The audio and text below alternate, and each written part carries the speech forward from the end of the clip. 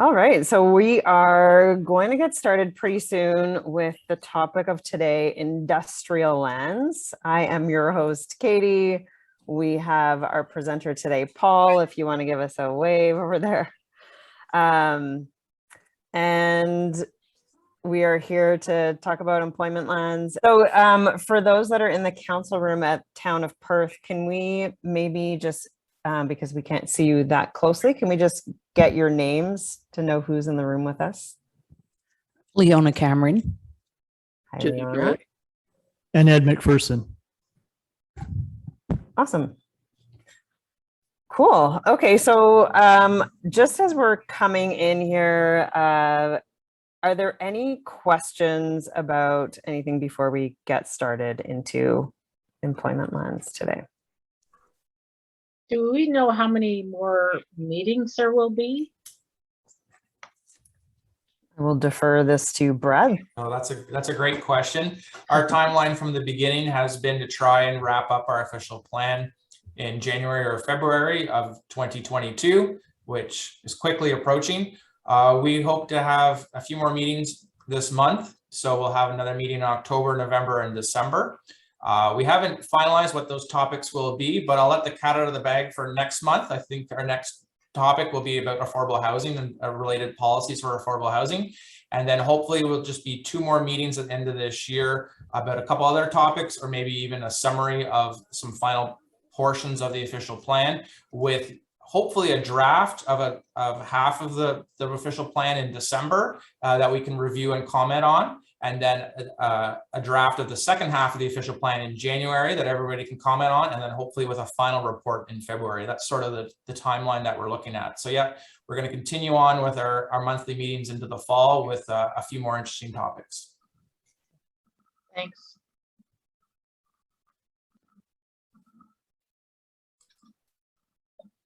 Anything else about the process or about what's coming up or what we've already done? And you can always find more information on the website if you want to check out the past presentations. And I believe, if I'm not wrong, right, Allison, the recordings are also available on there. Yes, that's correct. Awesome. Thank you.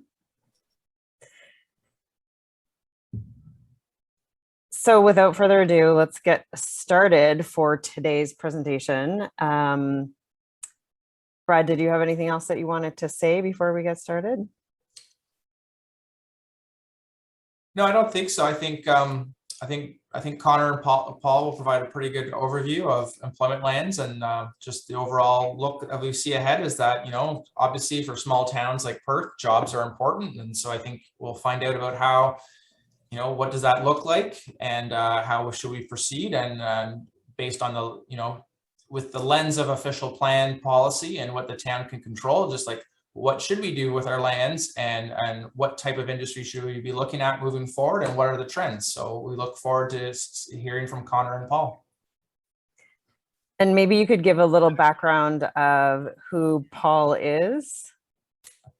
Correct. That's great. So Connor will speak first. Connor is our economic development coordinator for the town of Perth. He's just going to give a brief background in terms of employment lands in the town of Perth and sort of what's going on. And then Paul Hicks is a consultant with Republic Urbanism. He's a consulting firm, and he's working collaboratively with Eric, who's also on the line here today, with Collier's project leaders. And so the two of them have been working diligently on this employment lands study for the town of Perth. And so the town retained them to take part in this study for us. So we're quite pleased with the report and the progress that we've made to date. And so that's my introduction. Excellent. Thank you. Thanks for the background. So let's get started with, I'll share the presentation here. And we're going to get Connor to first give us a little bit of background about what we are looking at currently in the town of Perth. Great. Thanks, Katie. So quite simply, you know, the current employment situation here in Perth is that, you know, it's a very, very diversified, resilient economy compared with a lot of other small towns. We look at our employment lands right now, there still is a very healthy mix of traditional manufacturing, services, tertiary sectors, in general, very, very well represented in this community, and we still maintain a very large number of jobs here, more than the population, about 6,500, and we're really servicing a very, very large market area. So if we go to the next slide.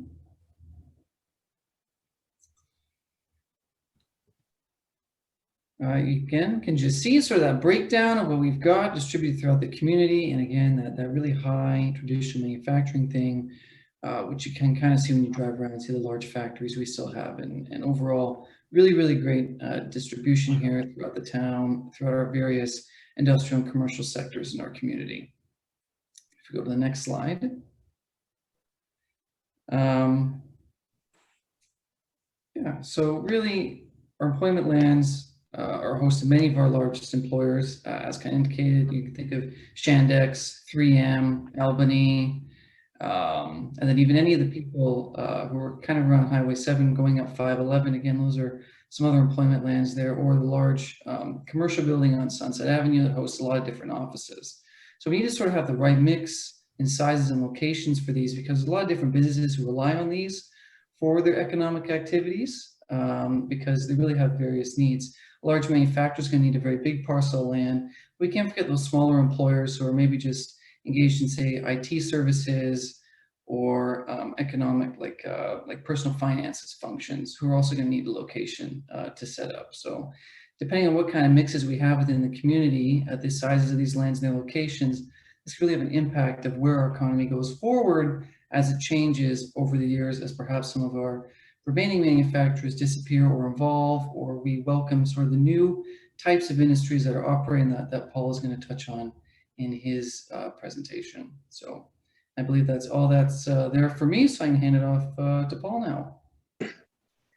Great, thanks, Connor. Katie, if we could just go to the next slide. Good afternoon, everybody. Again, my name is Paul Hicks with Republic Urbanism. Very happy to be here today and talking to you about the employment land strategy that we had the privilege of preparing as a part of the town's official plan review. There are 4 topics that I'm going to cover today over the slide deck before we go into breakout discussions. I'm going to talk a little bit about, and the slides in front of you right now, an introduction to employment lands, essentially what they are. We're going to talk about employment land, the employment land situation today in the town of Perth, what we're seeing in terms of sector trends, and then we're going to highlight some of the recommendations that we developed coming out of our analysis. So to begin with, a little bit about what are employment lands. This is a term that might be new to a number of people in the room, and frankly, you can see kind of the casual language that I used in the bottom there. It's really just a policy term, and when we're referring to employment lands, it's a fancy word that the province uses to encompass industrial lands. It also encompasses, sometimes you'll see business parks, warehousing, kind of anything that doesn't really fit within a within commercial or residential or institutional land uses. We often consider employment lands. So they kind of are a catch-all for anywhere where we're talking about major centers of economic and employment growth. So we can use that term quite, I think that some of my friends at Queen's Park and in Toronto might shudder if I say we can use the term interchangeably, employment lands and industrial lands, but I'm quite comfortable with amongst friends today that we can do that. And so don't be afraid to consider employment lands, industrial lands. So if we could go on to the next slide, please. So what is an employment land strategy? Well, it's a strategy that we put together essentially based around kind of two sets of what we call ambitions and conditions. So at the high level, we're really looking at what the town of Perth is looking to accomplish. And this can be a mix of things related to job creation, related to tax assessment, the fiscal stability of the municipality, and also the quality of life, providing a really well-rounded quality of life where we don't end up with a bedroom community, but we end up with a community that people can truly live, work, and play in. And it's also informed by the ground level conditions. So the market conditions that exist, the real estate market conditions that exist in Perth, the availability of infrastructure, the supply of land, the availability and proximity of these lands to transportation networks, etc. But these sets of high level ambitions and ground level conditions are the two forces that inform the development of our employment land strategy, or the strategy that we lay out for the development of our industrial land base in the town. Could go into the next slide. So why do we develop employment land strategy? Well, a couple basic reasons. The first one is that the province essentially requires us to do this. So some of you may have heard through some of the previous sessions and or maybe not, that when we're undertaking the development of an official plan, we're required to comply and essentially be consistent with provincial policy. And as the same way, we're required to comply and be consistent with county policy as well too.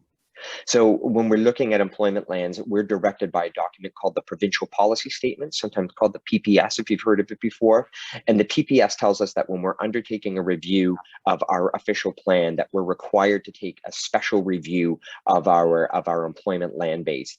The PPS calls it a comprehensive review. Again, a lot of municipalities just refer to it as this section dealing with the industrial lands as an employment land strategy. So that's the first reason we do that, is because we're essentially required to by the province.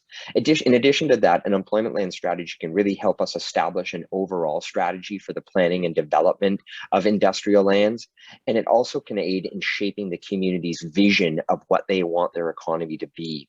I think one of the important things to note when we're talking about employment land strategies is they tend to be focused a little bit less on a lot of the economic development side of the equation, things like business, attraction and retention, or branding and marketing. What we're really focusing in are the spatial and locational needs in this side. So infrastructure needs, transportation needs, and land needs of business, and particularly of industry, to locate in a specific location. So if we could go on to the next slide. So a little bit about our analysis and doing a background analysis, what the situation looks like today. We asked ourselves a number of questions when we were doing this analysis: is where is Perth in relation to major centers and transportation networks? We know currently in today's market that most industrial or large industrial users in particular they're looking to be located near major population centers, particularly for the supply and availability of skilled labor. And they're also focused primarily on locating near major transportation networks.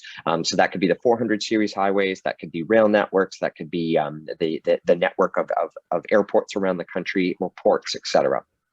We also wanted to look at what's happening in the regional economy, and we did that through a bit of a peer analysis that we're going to go into in a little bit. We examined whether Perth does Perth specialize in specific industries or sectors. Certainly, we know that I think everybody is probably familiar with the concept of the old company town, one industry town.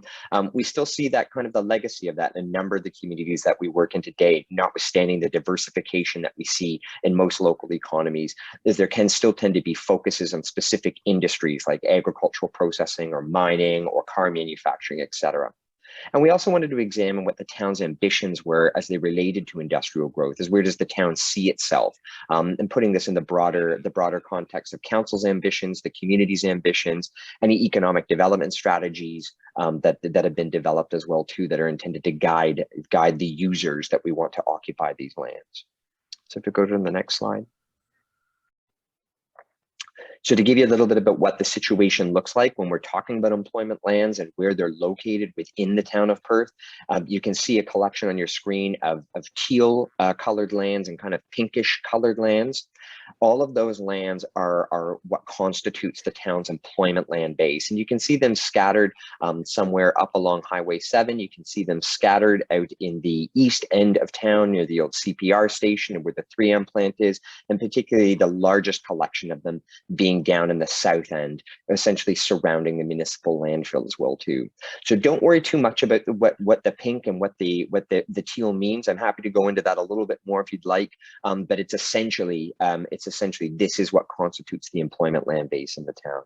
So go on to the next slide, please. In terms of numbers, and this is one of the more interesting things that we found when we were doing the assessment of the employment lands, is we were looking and trying to understand, and this is required by provincial policy, how much land is actually needed for us to grow over the next 20 years to make sure that we have an ample supply that's readily available for any new industry that wants to come in. And one of the things that we learned is the town actually has a really, really extensive and large supply of industrially designated and zoned lands, which is great. It's great for a number of reasons. But to give you kind of a breakdown of what we're looking at, in total, the town has approximately just shy of 500 acres worth of industrially designated lands. So again, that's a combination of those that are designated industrial and those that are designated business park. And that's a really, really healthy supply. About 285 acres of that land is already developed and already accommodates existing users to varying degrees of density. And then we have about 195 acres that are not developed. So again, one of the things I pointed out earlier is we've got a very healthy supply of employment lands that exist in the town, which is great news. We could go on to the next slide. So I mentioned this a little bit before. Part of our analysis too, in terms of the ground level conditions, as we examined what our peers are doing in the immediate vicinity. I know that sometimes this is about determining what the municipality's competitive advantage is, and this is certainly part of that equation. But it also helps to paint a clear picture about how the local economy and the local industrial land base across the region functions, and what's happening and what we can see is happening in other municipalities, particularly those municipalities that are closer to the city of Ottawa. We're likely to see some of the trends that are happening in those larger centers start to trickle our way. So we looked at 6 different municipalities, and we looked at a number of different metrics related to them. You can see those municipalities on the screen.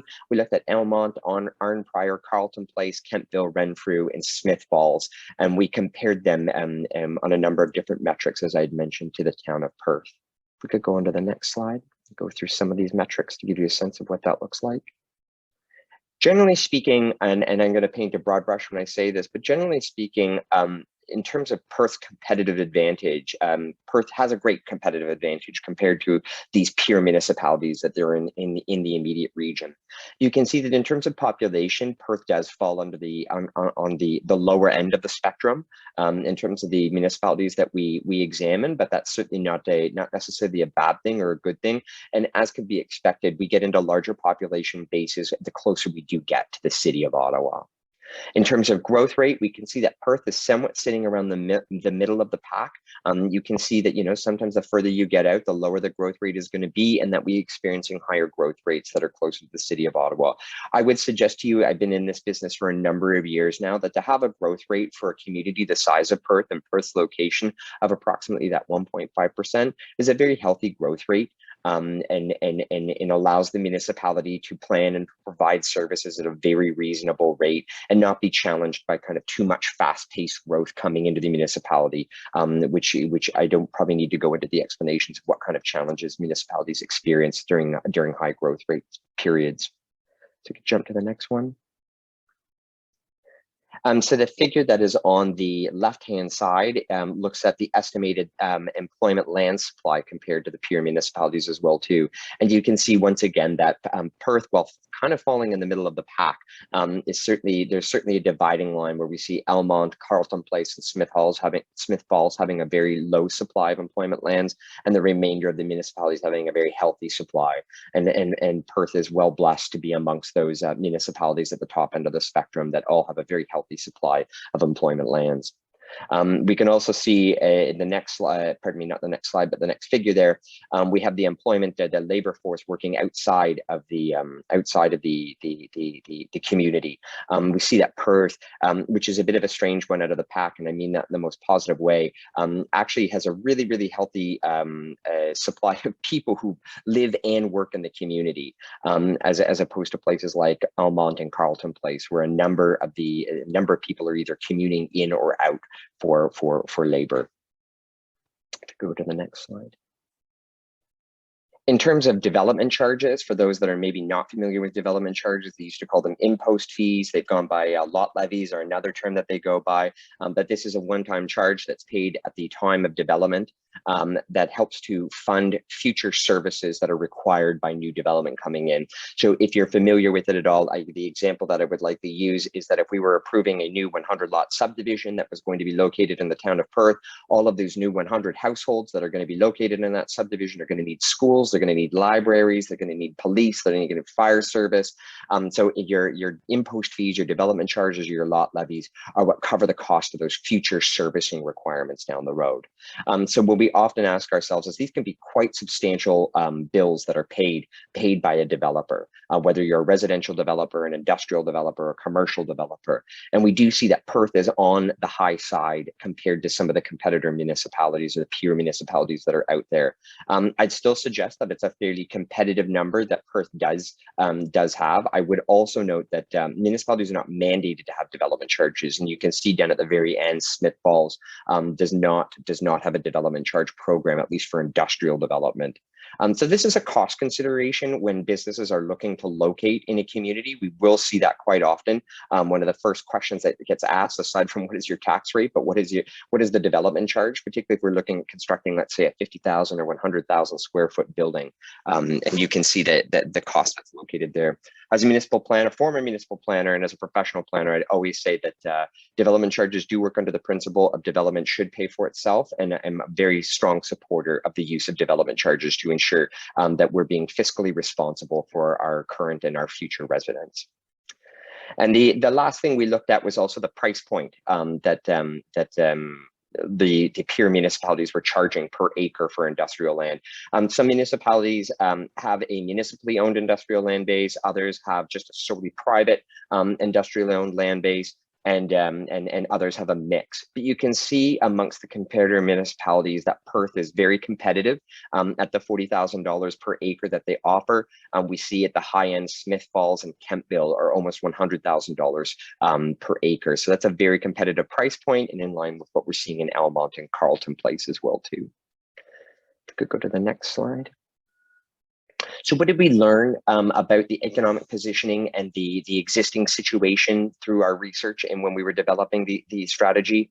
Well, we did note that the town's distance from major centers and transportation infrastructure will likely continue to have a moderating effect on the demand and types of industries that are seeking to locate in Perth. Again, I note that as I previously noted, many industries today are looking to be located adjacent to or within large population centers and large regional or national transportation corridors. And Perth's location just off to the side, they're not, we're not talking as if we're in the Northwest Territories, but within some distance to some of these major transportation corridors will have a moderating effect on the demand that we see. We do see that given the makeup and size of the town, the usefulness of multiple land use designations should be re-examined. That goes back to we see that the town of Perth currently has an industrial designation and a business park designation. There's some limitations to the usefulness of having those two separate designations. And when I was describing this earlier on to staff, I noted, for instance, that the city of Ottawa, which is a city of a population of 1 million people, has just one employment land designation. So we are suggesting that should be re-examined. As I noted through the previous slides, we note that the town is very well positioned compared to its regional peers in terms of development costs, land costs, and the amount of land that's available. We didn't see any major red flags when we were examining those figures, and think that the town is in a good stead from that perspective. We also note that the town's lower growth rate and distance from Ottawa will likely have an impact on the availability of labor, which is becoming, as I think everybody knows from the news these days, quite a major consideration for business as well too. Should we go to the next slide? I noted at the very beginning that one of the major features that we looked at were sector trends as well too, to try to understand what's happening in industrial development and manufacturing, because that will influence the types of users and what they're actually looking for in any given community. We identified 5 major trends impacting industrial and manufacturing development these days, and I briefly go over them for you. The first one is goods movement. I don't think it should come as a surprise, again, if anybody's been watching the news, particularly due to the pandemic and COVID, that securing supply chains has been a major topic of discussion. I know that right now in the UK there are queues all over the place for petrol because of a lack, 1, of labor, and 2, of a secured supply chain for the petrol. We also see, and the growth of e-commerce is causing, we're seeing an explosion of large distribution centers and warehousing centers in a number of jurisdictions.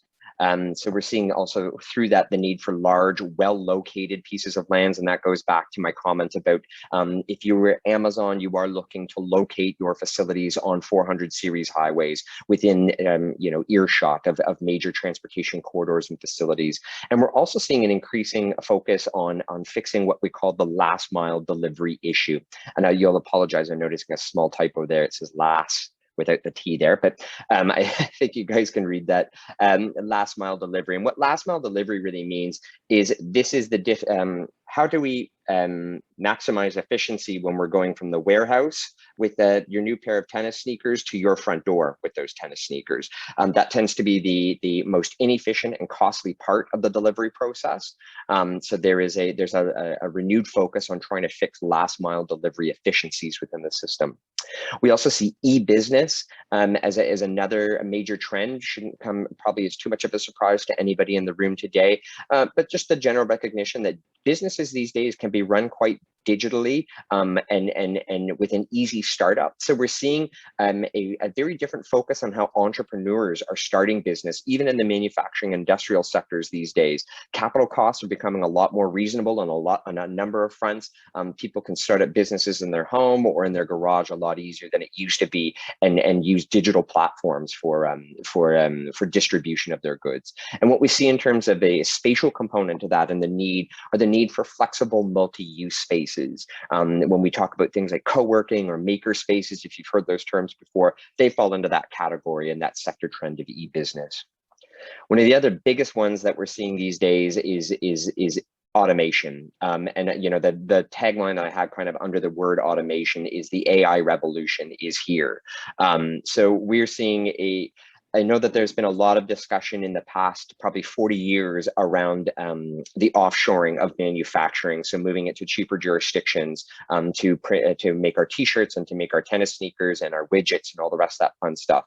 And that's often been blamed as a reason for declining manufacturing rates and then declining employment rates in manufacturing. But one of the other secret devils in that has actually been automation.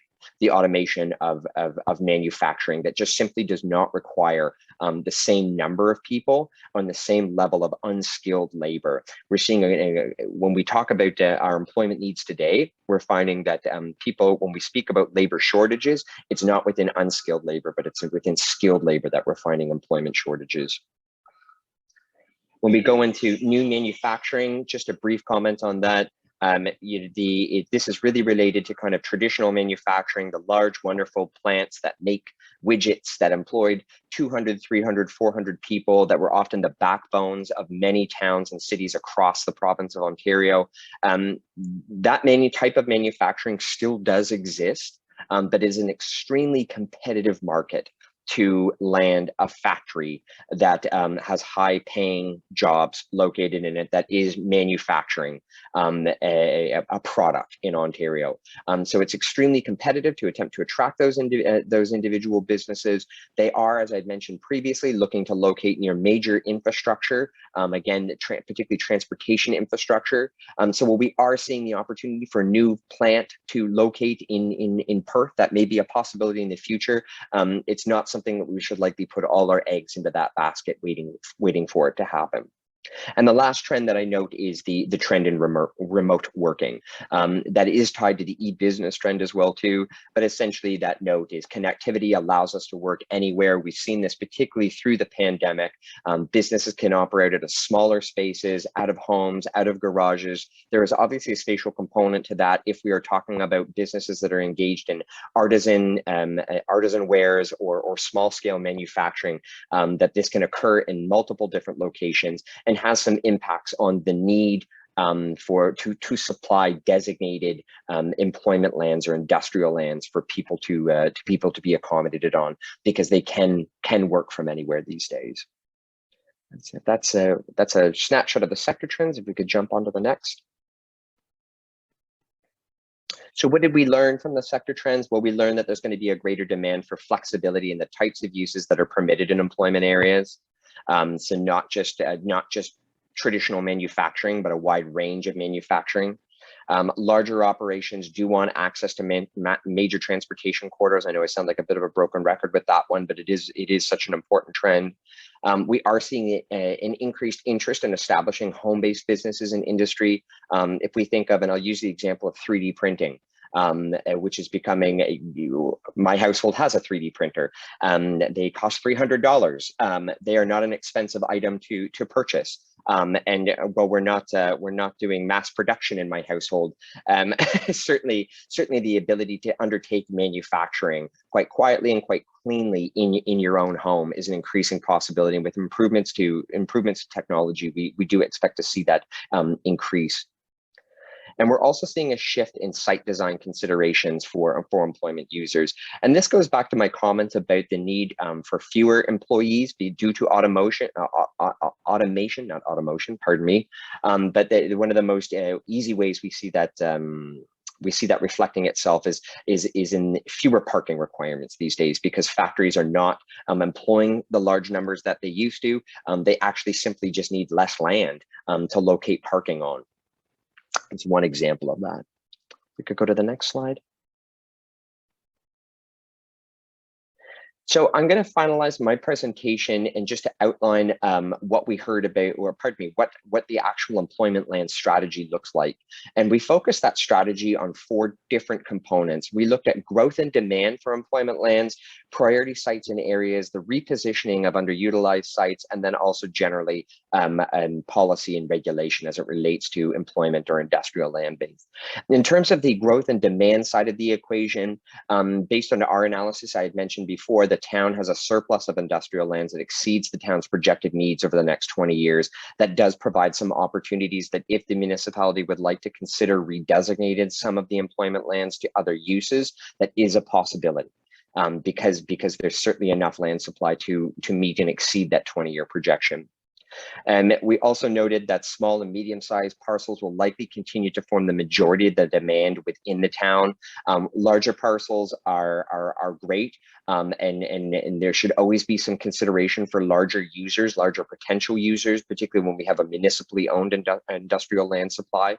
But they'll likely continue to be difficult to market, particularly given Perth's location a little bit off of those major transportation corridors.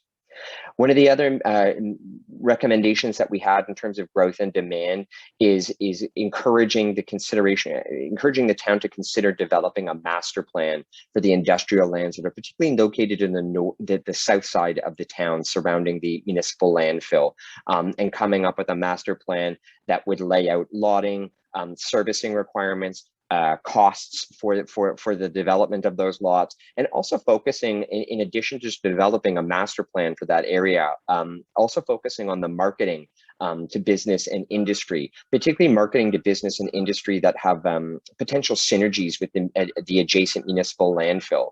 And there's some really interesting types of emerging industries right now, such as energy from waste, or upcycling manufacturing facilities, industrial greenhouses, etc., that all have a number of synergies as they relate to that landfill. So undertaking a master plan that would examine how can we lay this out in a planned and an attractive way that's going to attract businesses, but how can we build on and how can we turn what would otherwise perhaps be considered a detriment to the development of these lands, the location of the municipal landfill, into a positive in terms of how we market these and the types of businesses that we're looking to attract. So if we could go to the next one. Just highlighting there the priority sites and areas.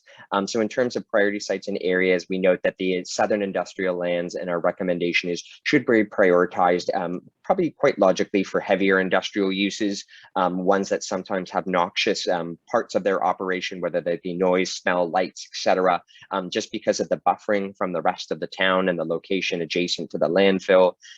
One of our other recommendations is the consideration of relocating or expanding some of the existing employment land designations along Highway 7 to focus on uses that particularly uses that are involved in the movement of people or goods because of the connection to the provincial highway system at Highway 7.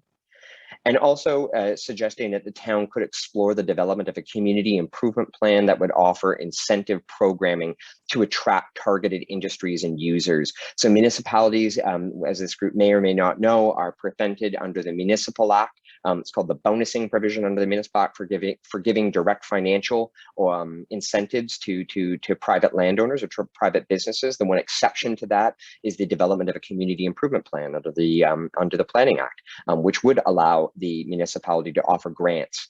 So we are recommending that the municipality may, as a part of their employment land strategy, want to look at developing a community improvement plan to allow the municipality to offer grants for reductions in charges to attract certain types of industries to the town. If we go on to the next one, I'll talk about repositioning of underutilized sites. Really, the repositioning of underutilized sites, our focus was on a small collection of legacy industrial sites that are located in the central core of the municipality around the former CPR train station. There's some really great looking 19th century industrial buildings that are mixed into that collection of uses. Certainly the municipality, particularly because of their central location and their attractiveness in terms of the building size, scale, and vintage, could be considered to be used for other uses other than simply traditional industrial, whether that be office space, whether that be residential. There are any number of possibilities for adaptive reuse, but particularly because of the oversupply of lands, once again, that is a good thing. The town does have the opportunity to reconsider and redevelop some of those lands for other purposes. And we could go on to the last one there, which is policy and regulation. I'll be really, really quick about this one, particularly because as much as I like to consider myself a bit of a planning nerd, these are probably some of the more unsexy recommendations that we were making, which are small tweaks to policy in the official plan and small tweaks to policy in the regulation in the zoning bylaw. And that's just to make those policies and regulations more flexible for potential users, to make sure that they're staying current with industry trends and modern business building practices. So a couple of the key ones that came out of the policy and regulation was, once again, considering merging the existing business park and industrial designations into one land use designation, just to be easier, clearer, and more flexible. I said we provided a number of technical recommendations to bring the town's policies into conformity with the province's policies, re-examining the list, which is a fairly prescriptive list of permitted uses in the official plan, to again introduce a greater level of flexibility into that document. Looking at introducing new definitions into the zoning bylaw that are reflective of some of the modern employment uses we see, including things like click and collect facilities, self-storage warehousing, industrial greenhouses, cannabis production, maker spaces, R&D facilities, etc. And finally, as I'd mentioned previously, one of our recommendations was to re-examine parking ratios, which can be quite contentious and quite resource consuming in terms of the amount of land that needs to be set aside for parking, just due to the lower number of employees that we're seeing associated with industrial operations these days. And there are many, many great examples that have been done recently in the province of Ontario, including a regional one or a local one in the city of Ottawa. They just redid a lot of their parking ratios, and I think in some cases with the industrial areas they were halved to what they were. So there's a lot of research out there that the municipality can rely on when examining what ratios are right for Perth. And with that, if we go into the next slide, I think that is it for my presentation. I'm hoping I didn't go on too long. I am open it up. I will open it up very briefly if there were any initial comments or questions, but I will turn it back over to Katie at this point. Thank you, Paul. Obviously, a lot of work went into that, and a lot of details were just shared. Does anyone have any initial questions or comments about what Paul has just taken us through?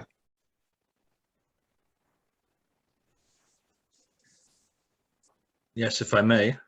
Go ahead. Yeah, it's Dave Bird, for those that can't see me on the screen. It's probably a benefit to you. That was a fascinating presentation, given that there has been, through our planner, some discussion of rethinking what we look at as the business industrial side and how we designate land. We're already starting to see land that has stood for years popping up now with smaller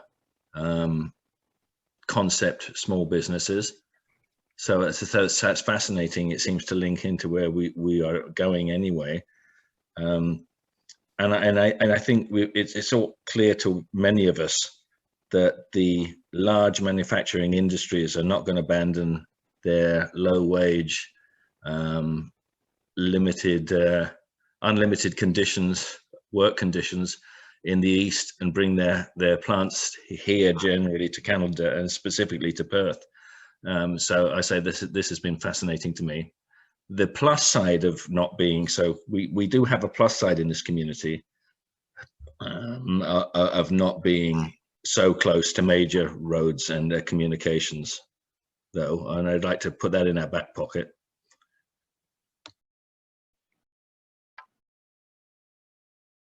Can you say what you mean by putting it in your back pocket? So Just for consideration when we start thinking about other things, a strategic plan, like we benefit as a community that hasn't turned into a bedroom community as far as quality of life. If there's one thing if I could add to Mr. Bird's comment for the group, and I would never want this to, I would not want my comments regarding Perth's location or size to ever be really considered detriments to the town and its ability to attract new businesses. I would want to make sure that we understand that there are many benefits to living in a community like Perth, simply that it's going to impact the types of users that are likely going to want to locate here. And those are a lot of the larger users. Traditional economic development approaches to business attraction and retention often kind of have traditionally focused on landing the big factory, the next Ford factory, for instance, and that next Ford factory, if it is coming, is likely going to be located on a more major central location on a major transportation route. There are still many reasons why businesses would want to and employees would want to locate the town of Perth. So it's just to kind of expand on what Mr. Bird was bringing up. There's many locational advantages to Perth. Hi, Councillor Leona Cameron. A couple of things. First of all, I thought your little spelling mistake was just your way of putting some Spanish in. Lost me. I'm going to use that line. I'm going to take that as my excuse. Thank you. Do feel free. And, secondly, I grew up straight south of Ottawa, and many people thought nothing of driving an hour minimum to go to Ottawa. And so if we got something here that would attract people, I know here people drive to Ottawa to work, which is 50 minutes. So to me, if we had some business or industry here for people to drive up to Perth to come the 50 minutes this way, 50 minutes is not an unreasonable, there probably are people that do, that's not an unreasonable drive to work, except now people have got used in the last 2 years to not driving, but that's not an unreasonable length of time. It just seems funny. People drive into the big area, but it might seem weird for them to drive the other way. That was one point I wanted to make. And the other, when you showed the map of Perth, when you were trying to show it as close to the transportation centers, although I think you kind of answered this for me, we have Highway 7. I know it's not, it used to be a major, but I know it's not a divided 4, but we're not that far from 401. But I guess the way you interpret it, to be close to it, you expect to be within, what, 5 miles of it. So as we would be not considered close enough to anybody that would be looking, when you say to be close to it, we're not close enough. Is that what you're saying? I'm going to answer that question in two parts. Is one, I would say that there are a number of businesses that are located in even more remote locations than Perth, and even in the general region of Eastern Ontario. I don't even mean like we have to go to Northern Ontario to find businesses and factories that locate there. So the locational advantage that Perth has is Perth does have access to highway number 7, which is a provincial highway. And so there are a certain number of businesses that are going to want to service Perth, kind of the greater region that surrounds Perth, and that locating in a place like Perth is perfectly sensible for them to conduct their businesses, or pardon me, their business from that location. And if I were to give you a sense, I've been working on two large industrial facilities, or 2 large industrial parks. One is a brand new park in the east end of Ottawa, called National Capital Business Park, and another one is just outside the city of Cornwall. It's a large intermodal logistics facility that we're working on. When we're speaking to users that are looking to locate in those parks, and these are large industrial users, Right. or large warehousing operations, that doesn't mean 1 million square feet, but substantial operations. They are looking to be within less than a kilometer of Right. 400 series interchanges. They're looking to be on top of 400 series interchanges, or on top of rail infrastructure or port Of course. infrastructure. So it's not to say that businesses would never consider, because we see that all the time. Businesses do consider locating within 3, 4, 5, 10 kilometers of a 400 series interchange or a major transportation corridor. The ideal location that we often see from the users that I work with is they're looking to be essentially on top of that infrastructure.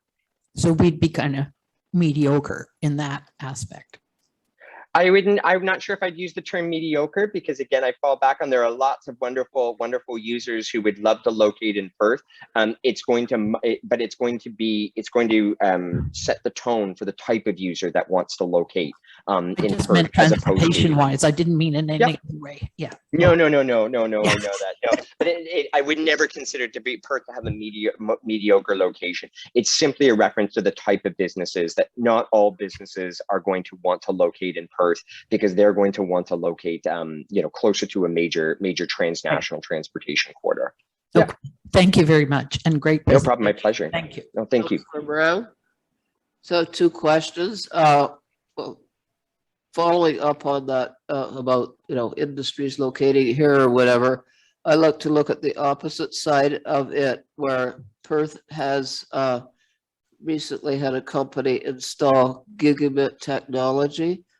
So our internet is very, very good, which would enable people to easily work from home.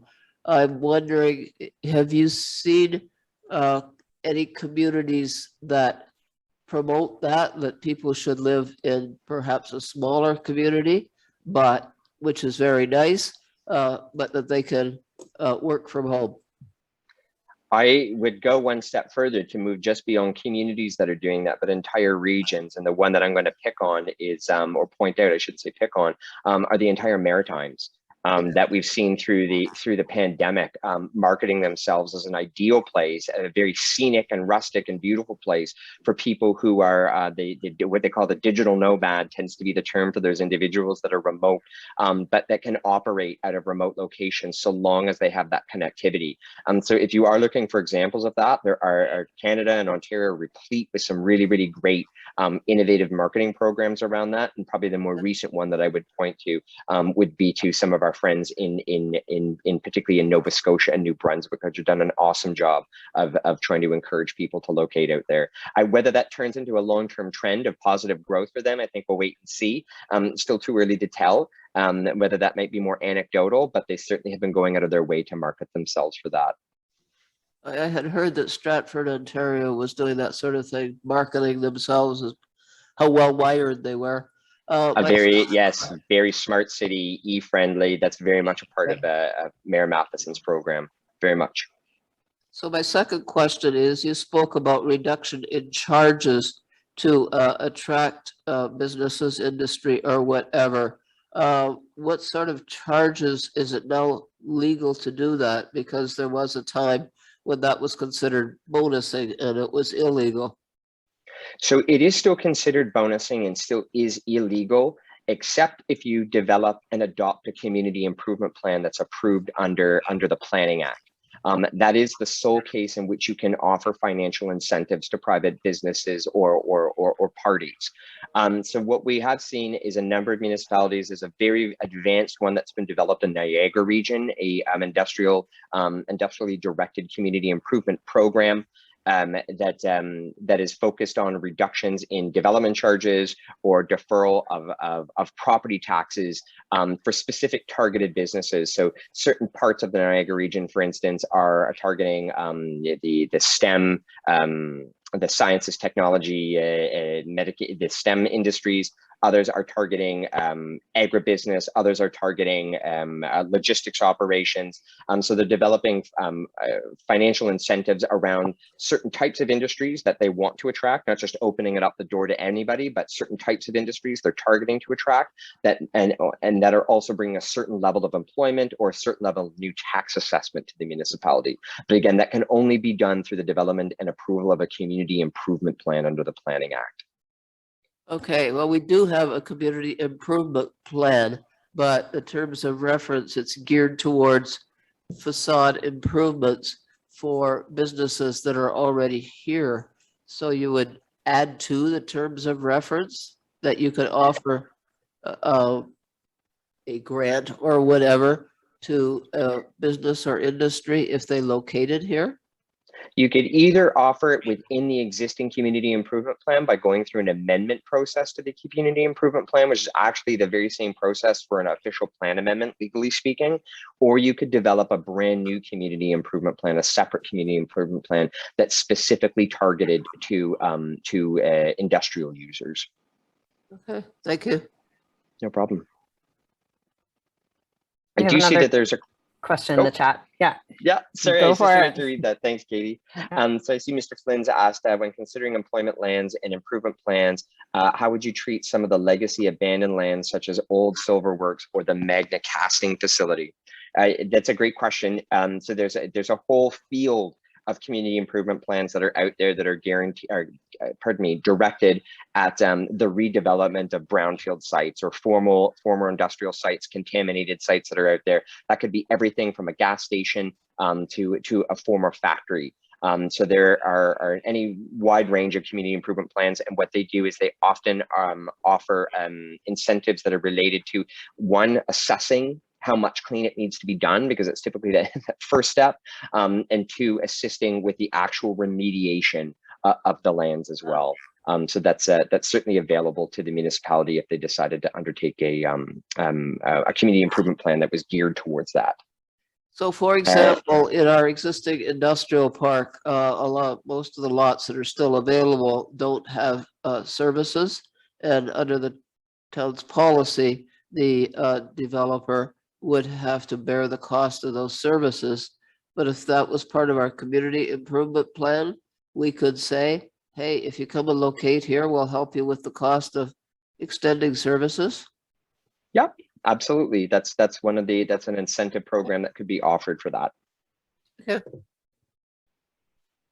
I see that there's a question from Ms. McCormick.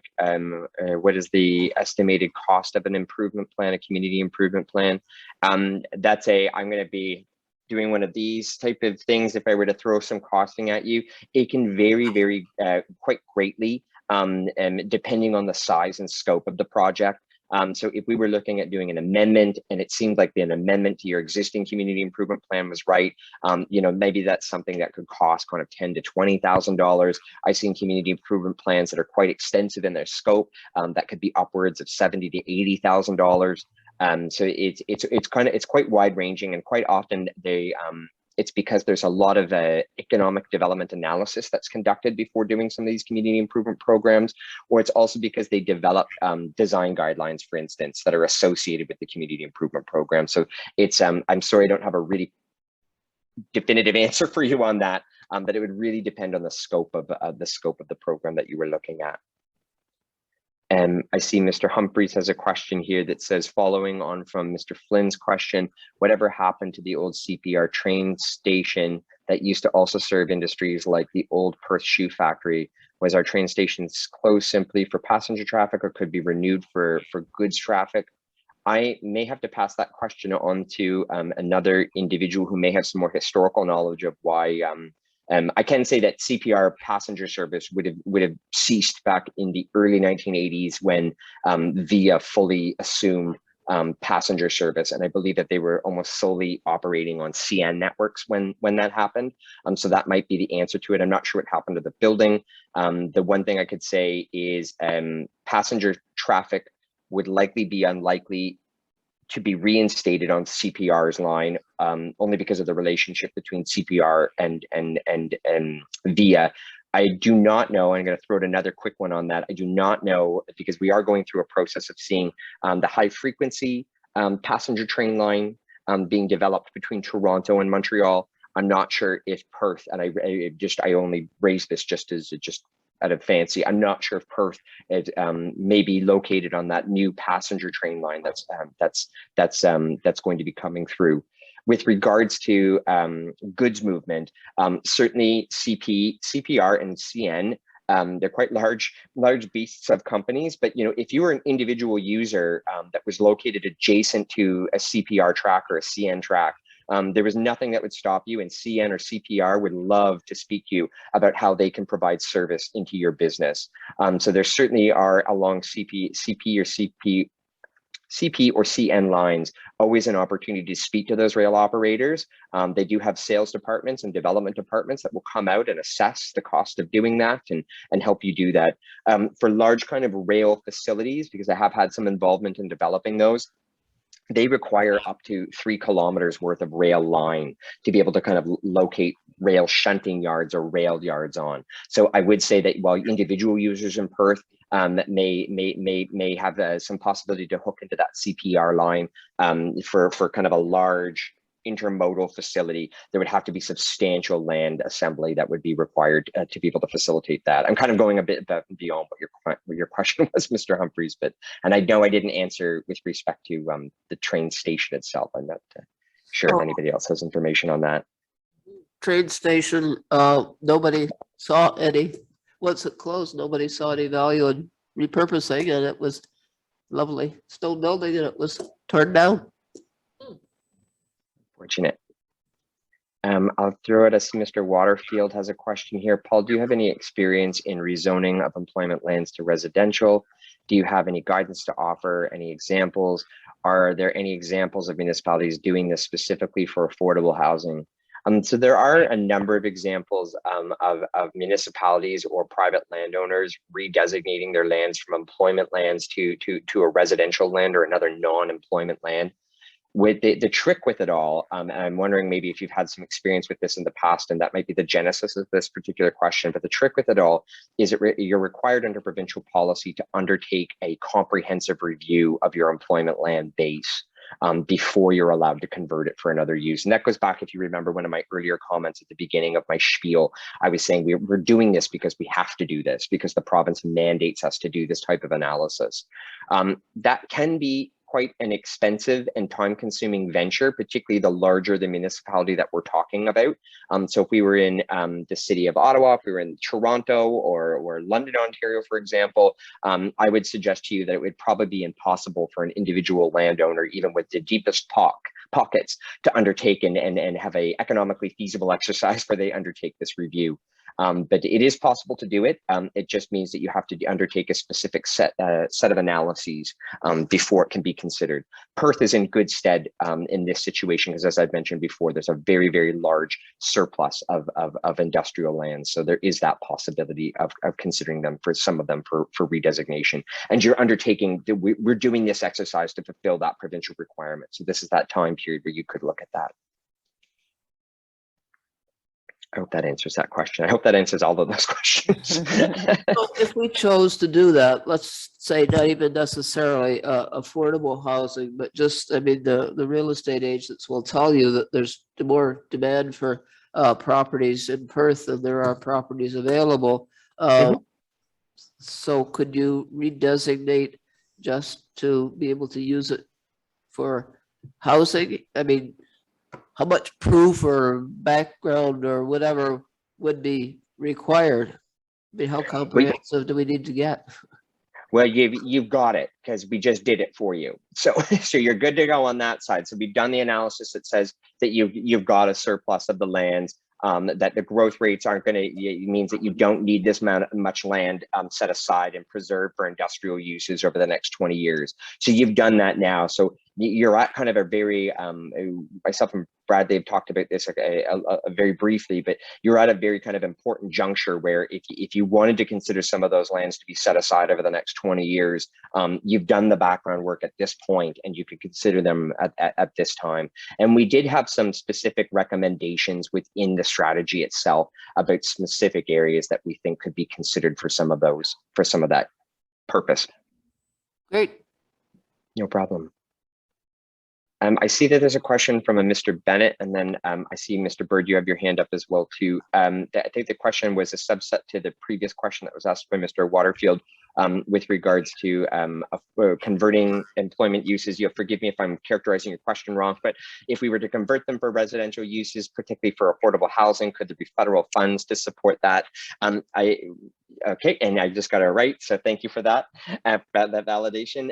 So I would say this very generically, that obviously affordable housing is a very important issue right now for both the provincial and federal governments. I could not tell you if you asked me right now to name one of the funds that are available. But if I'm a betting man, I would guarantee you that there are likely federal or provincial funds that could assist with that. Particularly CMHC, Canada Mortgage and Housing Corporation, would likely be a really awesome place to start to examine that on the federal level, or also through Canadian Federation of Municipalities, because I believe that they have set up some groups to tackle the issue of affordable housing and do some lobbying to the feds on that. I'm hoping that answers that. Mr. Bird? Oh, you're on mute, sir. Too many buttons to press. Sorry about that. If I may, and I'm looking for perhaps the deputy mayor to correct me if I'm wrong on this, but we keep having discussions about affordable housing and what we can and can't do. And I think part of the problem is that people are talking about affordable housing, which is defined, and we've already discussed this, as defined as not what we thought it would be, like 80% of what would be the normal rate. It doesn't really help anybody. I think what people are actually talking about is almost a geared to income housing. And of course, that's county level and above. But so we could designate lands arguably for that, but we'd have to work with the county on it. And I think it's a confusion of what people keep referring to as affordable housing. Is not really what they're trying to say.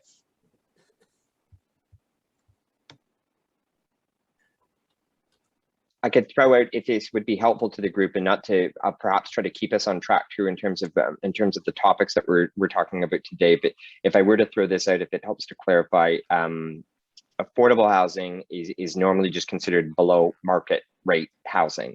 And then beyond that, there is social housing or assisted housing. Social housing or community housing is when the government is actually supplying the housing unit to you, or otherwise purchasing a market rate housing unit and offering it to you at a subsidized rate. And then the third one is assisted housing, which is typically geared to people who need special assistance because of physical, mental disability, etc. That's also quite traditionally a form of subsidized or affordable housing.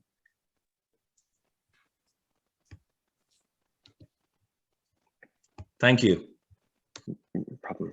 This might be a great time to transfer our attention to our breakout groups, so we have a chance to have a good discussion about some of the questions we want some feedback from you on, and then we can come back and have more discussion. So the questions for our breakout are the following. If Paul, you'd like to just read them and say anything more about them. Sure. I think when we were trying to frame these questions, we were trying to assess two things. Is one, what type of information from the community would assist us in finalizing the strategy if there were any further amendments that would be needed to it, and also what kind of input the community would be interested in sharing, because again, industrial land supply maybe not sometimes the sexiest topic out there, so and can be quite technical in nature. So what kinds of information would the community be interested in engaging on? So we came up with 3 questions.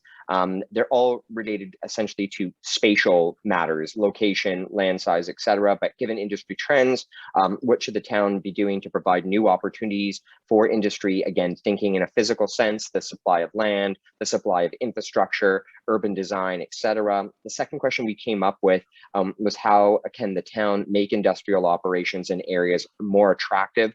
This is a challenge that exists in many communities across Ontario, because traditionally industrial operations are ugly and dirty, and so how do we make these spaces more attractive and livable? And the third being, what can the town do to repurpose old or underutilized industrial lands and buildings near the commercial core? And that specifically was that collection of legacy industrial buildings that we see around the old CPR train station. So that's some of the questions that we came up with. It'd be wonderful to have some input from the community on. Excellent.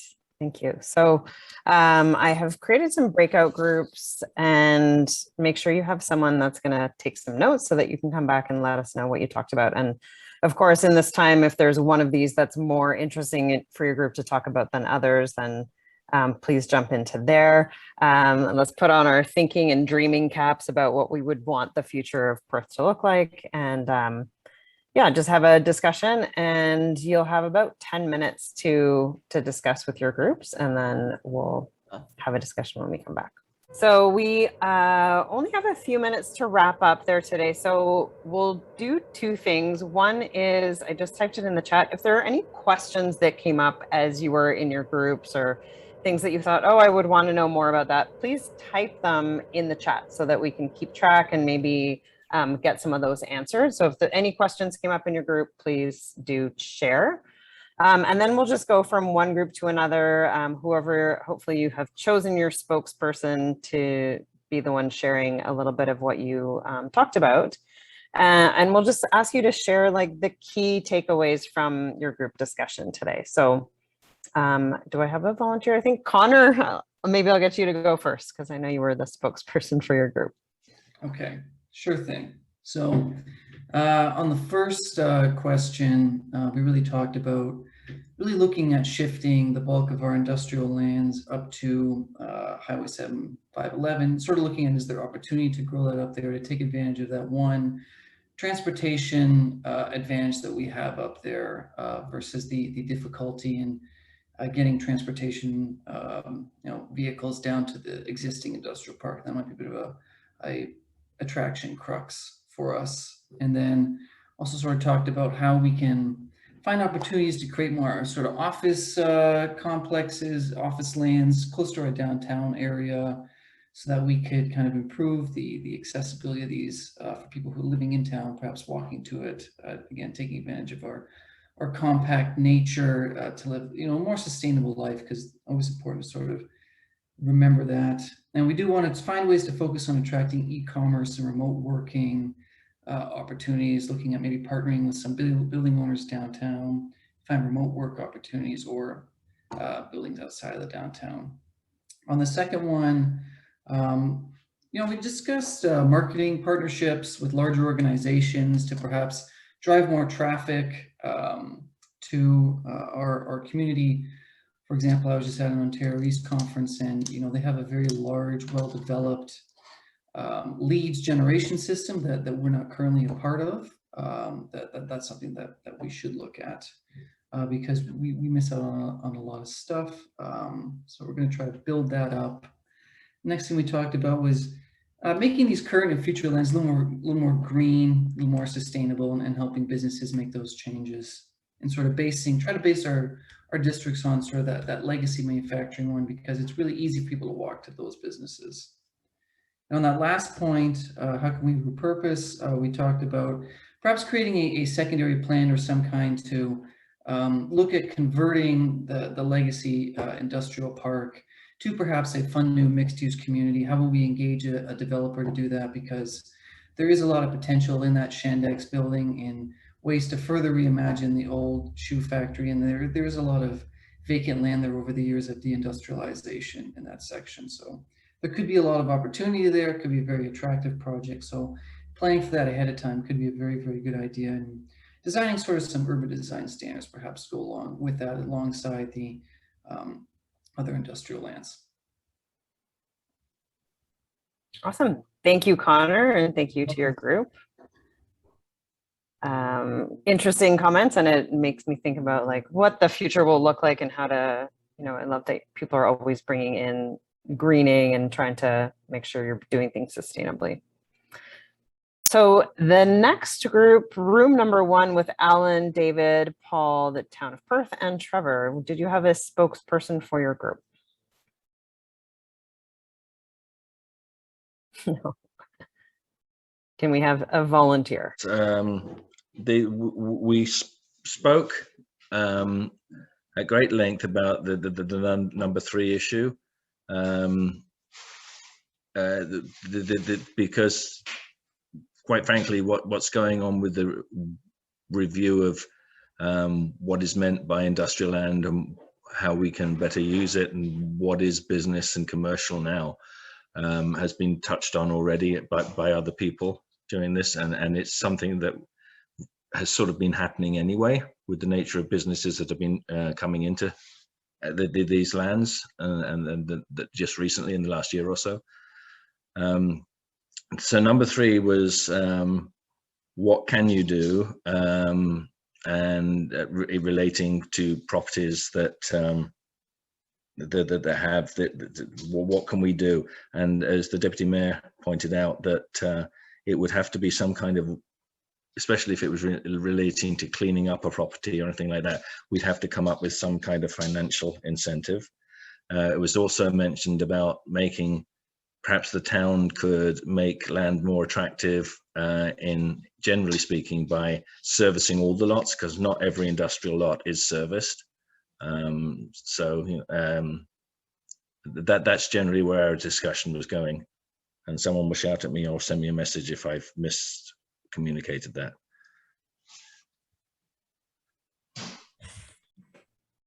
Perfect. Thank you. Is there anything to add from that group? Well, on number 2, I felt that the low impact, that instead of having big parking lots where you get floods of water, with low impact development where you've got boulevards with some greenery or stones, that helps the water sink down into the ground and avoid big swaths of just parking pavement. Excellent. Yes, I did forget that. Now it is complete. And the final group with Gail, Bradley, Brian, Michael Flynn, Michael Tao, and Roddy, who was a spokesperson. We had some similar discussions along this, but we did have some other points. For instance, bundling industrial land into like an eco zone, like around the GTA in Toronto. So they have a similar development pattern. Also, we have a good infrastructure that we can promote here with the fiber optics that runs throughout the town. So that's a competitive advantage, and the fact that we are a tourist town with lots of attractions for people to move to the work and live. A unique idea came out with regard to local transportation. We have sort of, I believe it's a seniors transportation shuttle for services such as medical appointments. That seems to be underutilized, but there was another outside the box idea of town that subsidized Uber fares. You know, for a straight fare, $5, you could go to the downtown area. That may be attractive and saving on parking and stuff like that for light business that was set up. So that was kind of a outside the box thinking.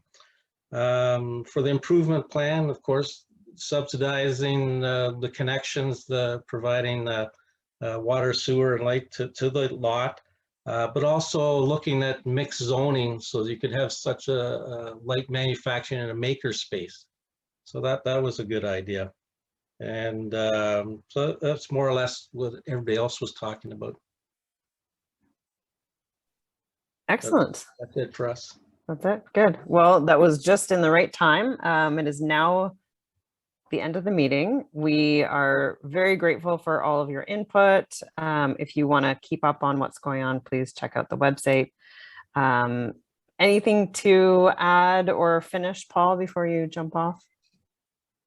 No, just a quick closing remark. I want to say thank you on behalf of our team and Colliers project leaders for the opportunity to present and undertake this work and have an exciting discussion with everybody today. And I just would want to reiterate that I think that we think collectively that the town of Perth is really well positioned for some really exciting things in the future, and it's a great community, and it's wonderful to see communities proactively undertaking these types of exercises. So just again, thank you from our side, and best of luck with the review. And if there's anything we can do to help, please just let us know.